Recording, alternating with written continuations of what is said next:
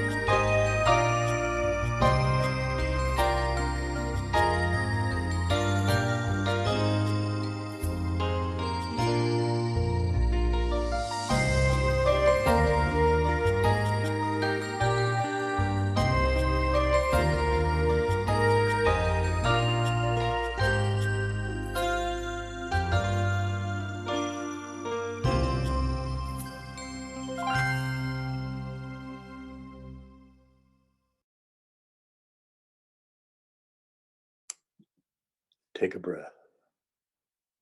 Relax.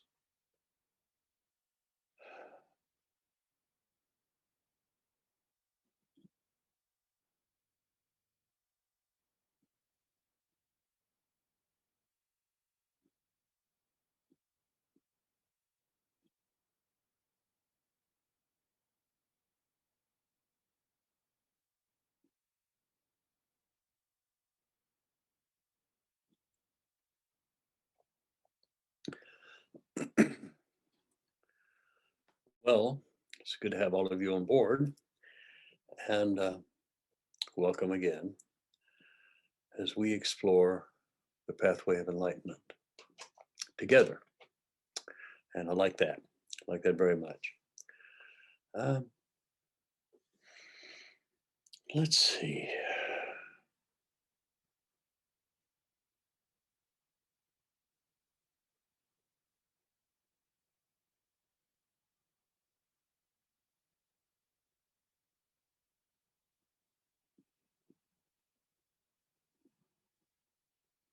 Okay.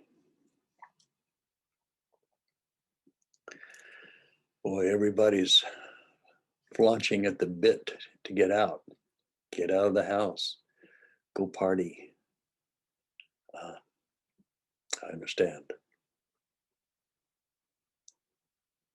You could look at this last year as an extended Buddhist retreat. It could be approached that way. We certainly were kept in for a while. But all of that's ending now, soon. Soon. I believe it to be soon. Could be wrong. It's just my belief.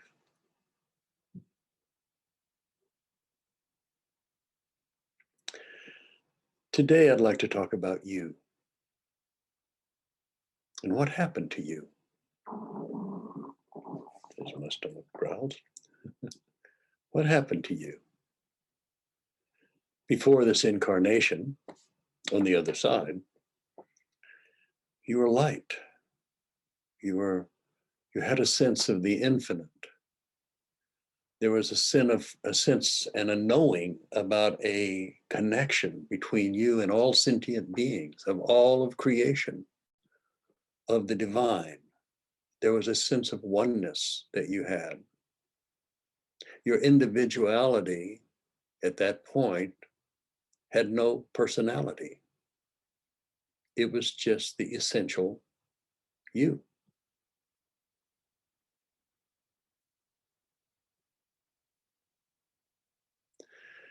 And then you incarnated. It's been asked by a lot of people, how did I get here? Am I being punished? I must have done something terrible in a past life. And most likely you did. But that's not all the reasons why things happen to you in this life. There's lots of reasons we have uncomfortable situations that happen to us. And that's because we want to explore that world. Maybe we want to explore it so we'll have a little bit of empathy for people who have gone through suffering, whatever nature that might be. But before, there was none of that. There was just, you were just light. Your karmas from your past lives, the things that you had worked out, the things that you had overcome, that you had had success with, you're reincarnated with those qualities. You bring them with you. They're not developed yet, but the potential is there. It's a setup. Also, you bring in all of those things that you have not worked out. You know, stealing, lying, cheating, being overcome by emotions and passions of any kind, anger, lust, jealousy. You bring those with you too. Whatever you have overcome in a previous life. It's like riding a bicycle. A couple of years ago, I don't know, a few years ago, I went to Haleakala in Maui, in Hawaii. Backwards there. We caught a sunrise. It was beautiful.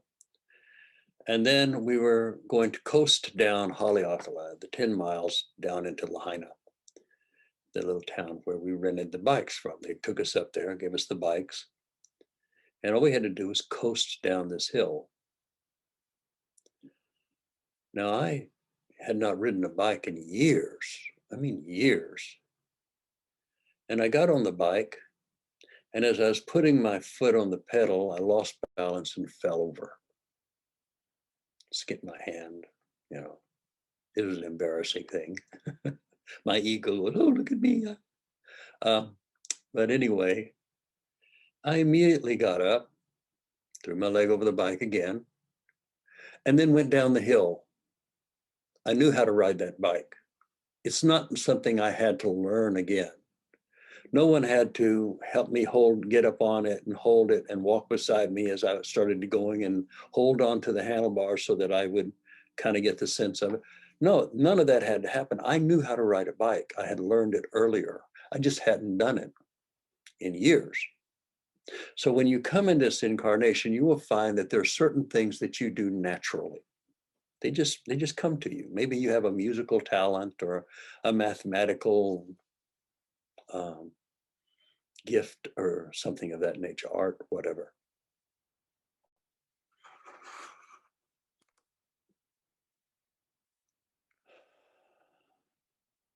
So when you come in, you bring yourself with you. Now, how your incarnation is decided is upon that very thing. Your higher self, which is in charge of all of this, sets you up with the right parents, with the right family, in the right country, in speaking the right language, in the right social setting, in the right religious organizations. All of those things that you walked into in this body were all around you all the time, and that was karma. You have karma to work out with your family. It's very important karma. You have karma to work out with the world and your place in it.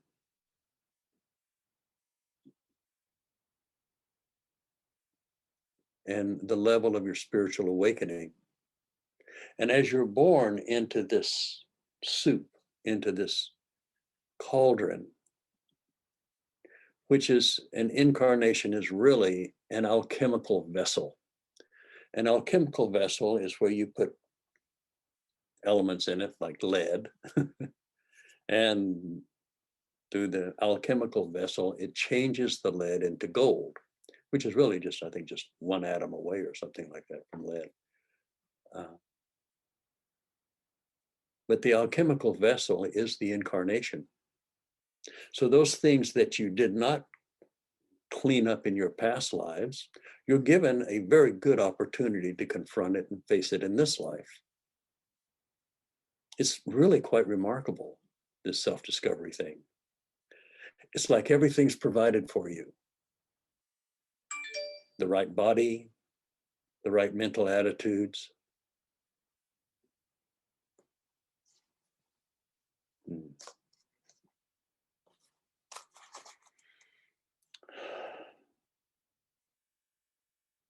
There are no victims. This is your incarnation. Everything that you run into is in your bag of tricks. And your bag of tricks is what you come into this life to do and to experience. You have a bag of tricks that will say you will experience the loss of so many family members and friends. They'll die. You'll have lovers who die or whatever. That's in your bag of tricks. Other people don't have that bag. They have their own. Some people come into this life and live 20, 30 years and never once have anybody that they love die. And then they go, you know. It's not in everybody's bag of tricks. Your karmas are not anyone else's karmas. They're your karmas. This is your chance to move to a higher level of experience or not to. You have eternity to figure this out. But let's go back to the beginning. You come into this little family, and as I recall, and I can actually recall my birth, I'm one of those people who can do that, can remember back. What I remember is the blinding white light of this experience and the cacophony of sounds and light and temperature changes and new forms of pain. And basically watching my little body control everything. I just was a witness. I had no control over anything. Doctor helped me up, upside down, slapped my butt. My body cried, let out a cry. Everybody was happy. I was handed to my mother after I was wiped off. And she fed me. And I bonded with this world. Everything that I had known before was now pushed away inside this body. The memories that I had just before incarnation, the knowingness of the oneness,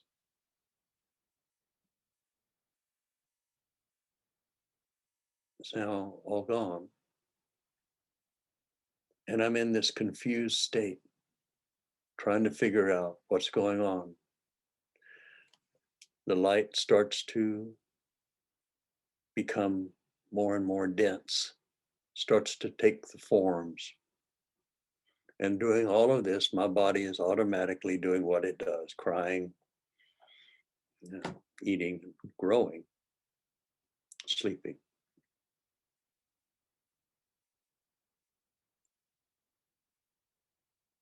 But everything that I needed was here. Everything was pressed in on my consciousness. I was given a name. I was given a gender. I was given a station in life, was a third son. I was born into a family that had a certain economic level that they just never move past. I was born into a society that had a certain educational value and into a family that had a certain view of education. And I took on all of these views. I absorbed everything and everyone around me in my consciousness.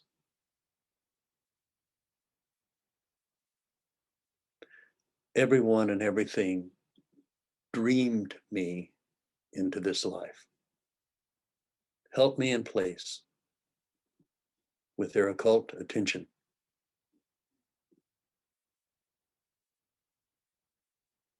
I'm here to learn. I'm here to experience. I'm here to give service.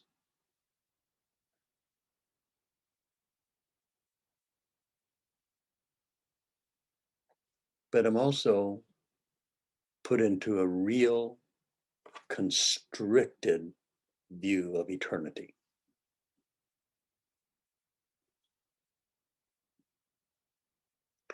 There is a sense of separation that is very alien to my inner being and to yours also. But the sense of separation brings about all kinds of feelings, despair, loneliness, anger, fear, all of these things. And then you combine that with how everyone around me were feeling and thinking and being. Wow.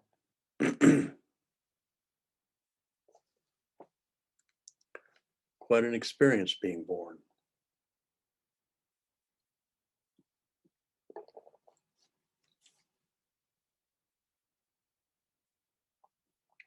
Throughout your life, people have come into your life and left your life.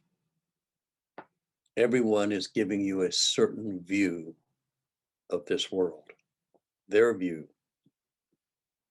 And you're kind of taught to believe that everyone in the world thinks like you do, has the same belief systems that you have, values the very things that you value, has the same moral compass that you have. And nothing could be further from the truth. We share a great deal in this reality. We can, we walk into a room and we think we're seeing the same room as everyone else. I've talked about this a lot, about how people have a different view of everything. But you were dreamed here. You were dreamt here. So now here you are. Here you are, however old you are as you're watching this. And maybe you are now becoming aware of your limitations. Maybe your idea of your station in life economically, where everyone in your family only, maybe no one in your entire relative family, in my own, for instance, no one really made really good money. We're all kind of either middle class or lower middle class, and in some cases, lower class. And these are all my relatives. We stayed with them, and I thought that's how everybody in the world was.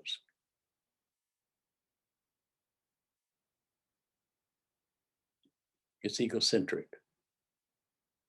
When you're young, you believe that your family is the best family in the world. It's the best family. And your house is the best house in the whole neighborhood. And your neighborhood is the best neighborhood in the little village that you live. And the village that you live is the nicest village in the county, which is the nicest county in the state, which is the nicest state in the country, and so on and so forth. Everyone feels that way to a degree, to a degree.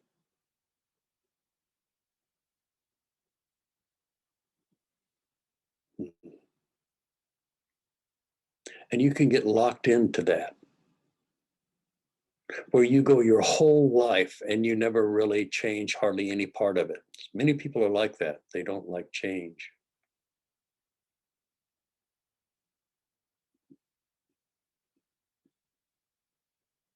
You're being dreamed by everyone and everything. Everyone and everything is consciousness. Everyone and everything is itself a dream. And here we are, waking up inside the dream to a bigger dream.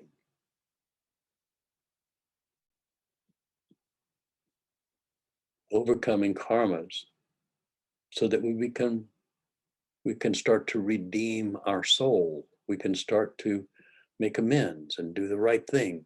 Quit doing things that are harmful or that don't benefit us or others.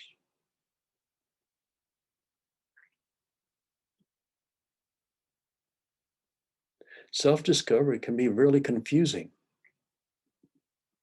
because as you become more and more aware of your spiritual nature and you start to break down all of these structures a little at a time, just a little bit at a time, you start breaking them down.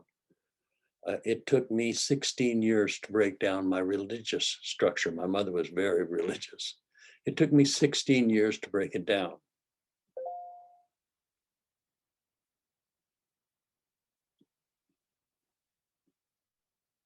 An accomplishment.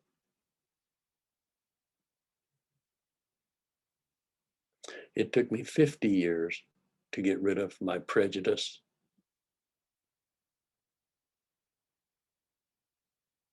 in my racism. Didn't even know I had it. Then I became aware of it. And I worked very hard to get rid of it.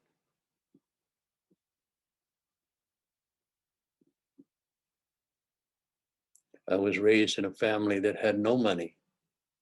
Everything was paycheck to paycheck, and sometimes that wasn't enough. It's tough to give up that because everything in that reality is based upon lack and limitation. When all you can see is limitation and you have a fear of failure or a fear of loss, or maybe even a fear of gain and having to be responsible for it, these fears all have to be overcome. If you've had 15 incarnations of seeking poverty as a holy way, maybe this is the incarnation where you come in and you see God in wealth. You find God experiences when you become wealthy. It happens. It happens the other way too. Maybe you come into this life after many incarnations of being celibate. So this one, you're going to play around a bit and you'll find people who are working on those karmas yourself. They'll show up because we're working on our karmas. What I'm suggesting here is everything is for you to figure out. This is self-discovery, the big self. We're discovering our little selves and what keeps us, where we're locked in and why we're locked in financially, why we're locked in physically, why we're locked in emotionally, why we're locked in spiritually, and why we have all of this limited view of everything around us. And we think that limited view that we have and we experience so closely and so real is also the experience of other people. But it's not. It's your experience. What are you doing with it? How are you handling your life? Are you complaining? Are you wallowing in self-pity? Oh man, everything is so bad. Life is so hard. Give me a break. You've never had it this good. Well, maybe you have. But this is where we come to express the divine. We come into these lives and into this body and into this expression to realize eternity, to become self-realized, to complete the Bodhisattva vow, which says all sentient beings will become enlightened first. I have to first find enlightenment in everyone and everything before I can become enlightened.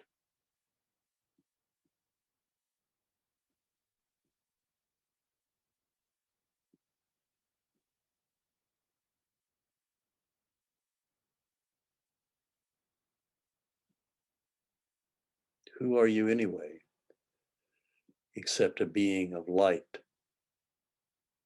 You're not your personality. That changes. Your personality changes with the phase of the moon, by the hour sometimes.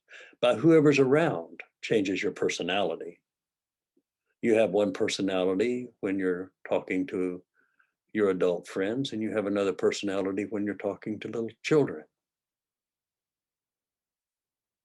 You have a personality when you're in a formal situation, and you have another personality when you're partying. Personalities are not who you are. It's just how you're expressing yourself to get along or not get along. So you're not your personality. You're not your body. Your body changes. I know. I've watched it change from every year it changes. Every day it changes, it seems like. And I can guarantee you that the body I have here at coming up on 75 years of age is not the body I had 20 years ago, or 40 years ago, or 50 years ago. My mind is not what it used to be. It might be better, but it's not what it used to be. Everything has changed because I have changed. And if you're honest, you'll see it in yourself. If you're so busy trying to make other people like you and to become part of your reality, then you're just reshuffling the chaos.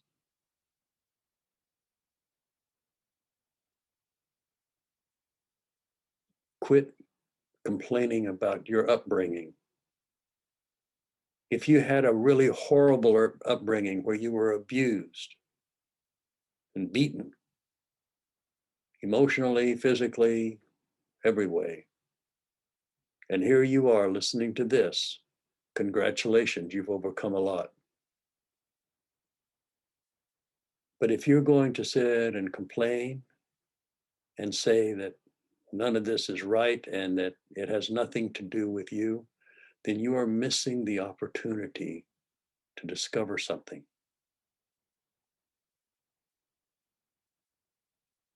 Not everything that's uncomfortable or painful is a result of a bad thought.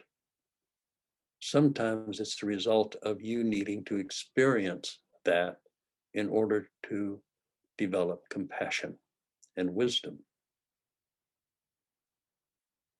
If you're a victim, you do not understand the oneness. If you're a victim, you have no idea what karma is and the multi-incarnational setup that karma does for you. I explained that a little earlier, how you set it all up coming in. My teacher said, everyone and everything is your teacher. Don't trash your teacher. How many times have you trashed something in this world, whether it was somebody who had a different political view or a different religious view, or someone who you feel has betrayed you or hurt you? Are you a victim?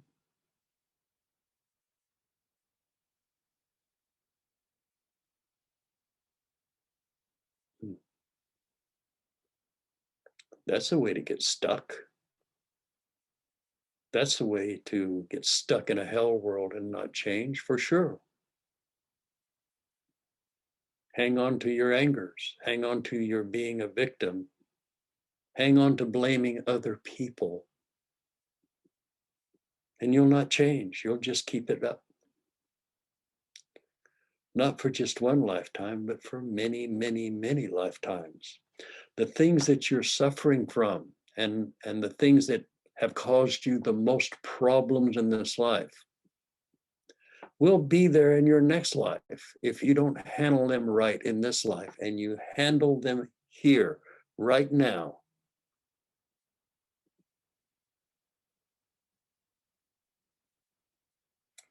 My teacher asked me once, he said, if you knew you were going to die in 4 days for sure, and you could still get around, what would you do? And I thought about it when I said, well, I think if I knew that that was going to happen, I'd probably go up to some people that have been really trying to destroy me completely and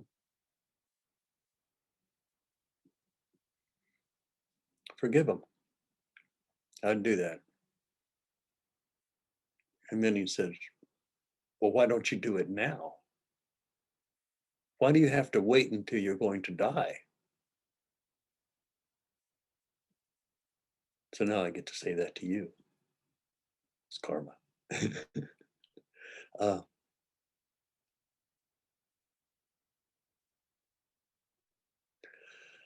I tell you over and over again, that when I meditate on you or with you, I see God in you. I see the divine. I look past the flaws, past the weaknesses, and I see you.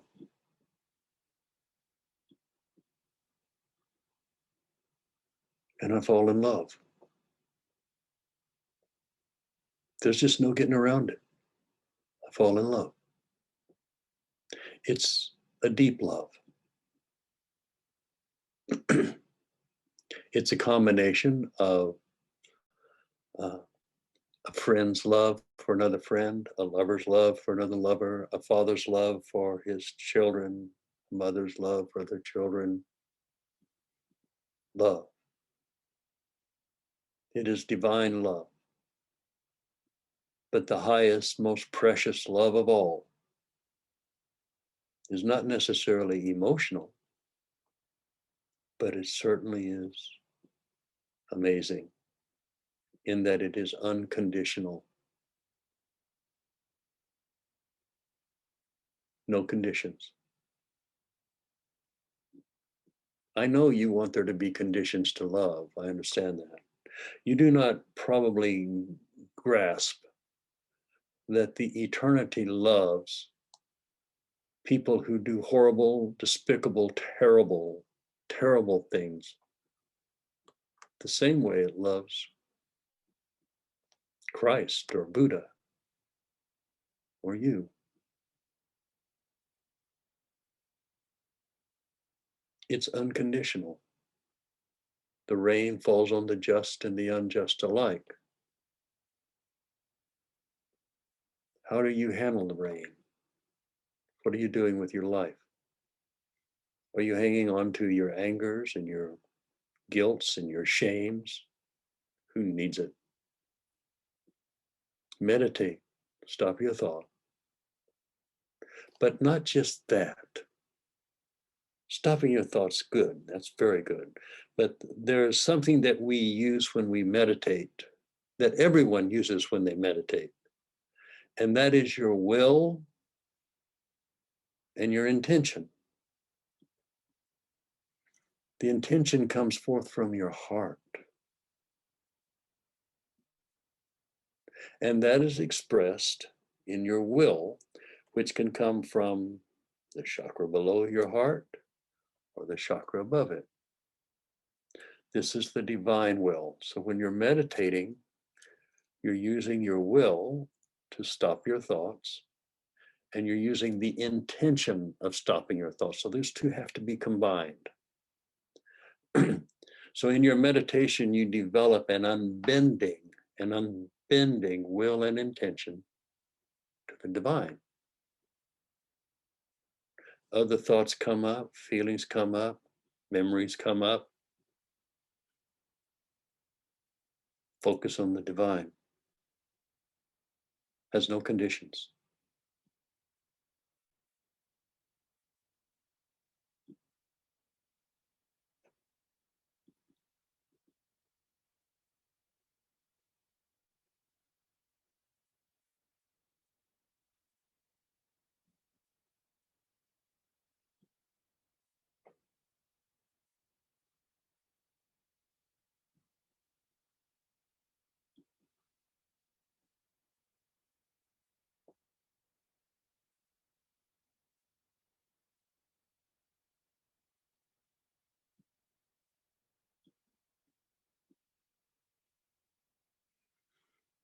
It's called self-discovery. Finding out what your intentions are and where you're placing your will. Every intention has a will behind it. The will might be weak, not enough to manifest. The will might be quite strong, where it overpowers everything. But it is guided by intention. Will by itself is nothing. Intention without will is nothing. But the entire universe is created by an unbending will and intention of the divine. And you are created in the image and likeness of them. In that everything that you do is part of your intention and your will. And from your birth on, you were given limitations as to what you should intend on. You were given a focus of your intention, and you were coerced and driven by other people's will, mostly. You just took on their will, thinking, well, they said if I did this, I would be happy. So you do it, and you are happy for a little bit, and then you're not. Well, this other person, so if I do this, I'll be happy. You try it. But unless it's coming from your heart and you have developed your will, then you experience life at that level. So when we meditate, we only use our intention and our will. And interestingly enough, intention and will does not require thought. Interesting, huh? You don't need thought for your will or your intention. That's why when you start to meditate, you focus on one thing, a candlelight or the center of a mandala, a candle flame, something like that, or a mantra. You focus on the mantra.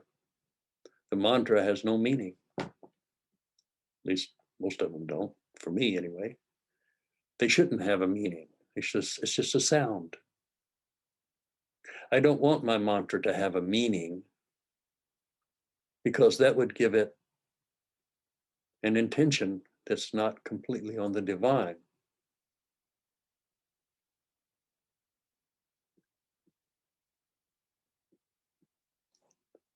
Shring, shring, shring.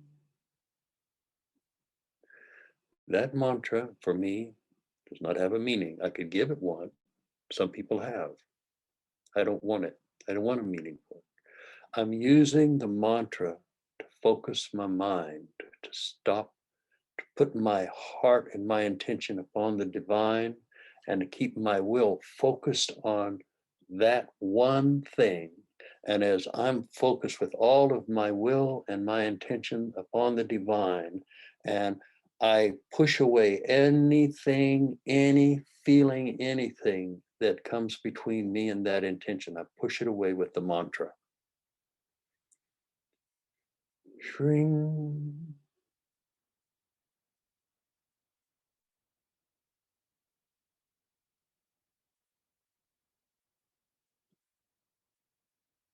Shring. You stop your thought, and when a thought comes up, you say the mantra. And if there's no thought, you don't say any mantra, you just experience no thought. And when you experience no thought, the awareness starts to expand because you're moving beyond your eyes and your ears and your sense of touch and your aura. You're moving beyond all of that into awareness because you're not focusing on anything. And as you do that, you're opening yourself up to the divine experience of enlightenment. You don't have to gain enlightenment. You're nothing but enlightenment. You're made of God, and God is enlightenment. There's nothing out there but enlightenment. You have to wake up. And you're asleep because you bought into the will and the intention of everyone that was in your incarnation up to this point. You thought they were right, and they were wrong. So I'm telling you, the reason you meditate is to stop your thought. And in stopping your thought, you're stopping your judgments about who's right and who's wrong. When you stop your thought, you don't have the thought of, oh, I'm being so holy now. I'm going to become a pope or something. I don't know. Those things don't exist in no thought. You just say a mantra.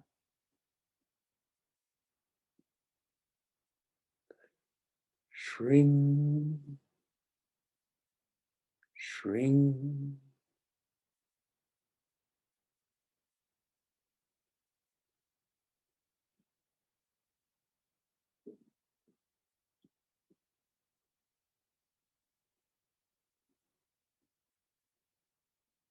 Shring, shring.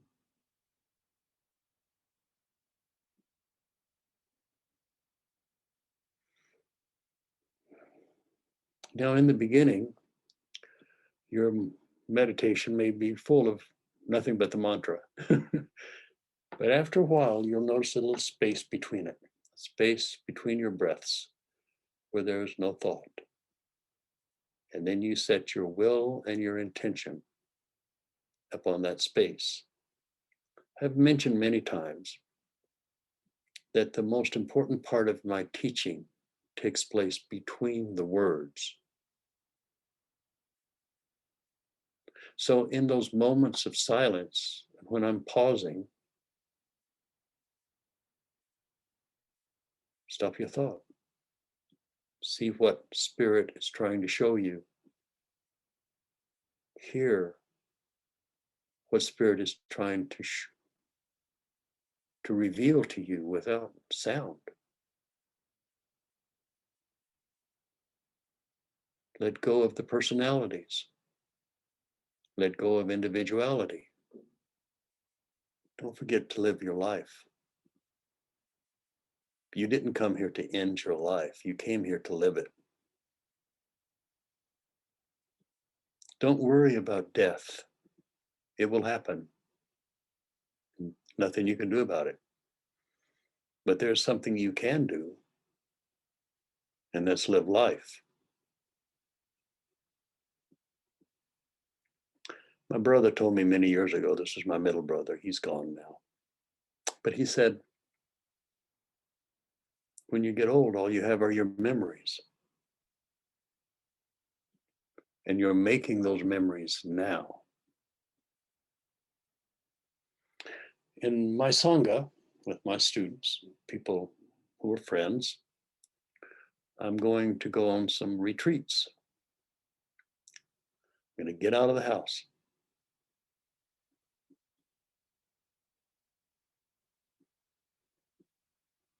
What are you going to be doing? Staying at home? Living life the way it's always been lived? Or are you going to get outside of your comfort zone and do something exciting? Go to a retreat, take in some sort of a workshop, or take a class in art or something that you've been putting off. Learn how to speak another language. What's keeping you from doing that? You're going to wait around until you get old? It won't work then. When you get old, you're working on other things, believe me. But you still live life. We're here to live life. I've said for many years that, if it's no fun, well, that's no fun. Why would I want to live life like that? Not to mean that life is nothing but fun, because sometimes it has a lot of challenges. But I would say life is pretty amazing. And you're pretty amazing too. I just wish you could see yourself the way I see you.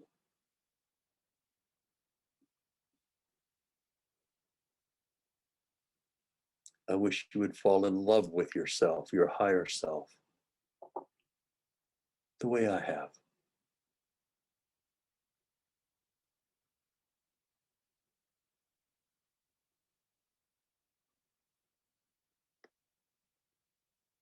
Sometimes it's good to sit down and meditate at a mirror.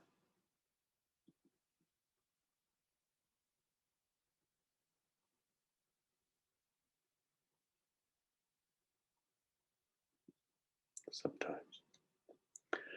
Well, I don't know that I have no idea what I talked about, so I'll just let it go at that. I'll watch the video. I love you very much. Thank you for coming. I'll see you next Sunday. And go out and have a good week. It's a good day. It's a good time to be alive. Tomorrow will be here and it will never return. Yesterday's gone. Today is fleeting by. But in the middle of all of this, there can be perfect peace and love.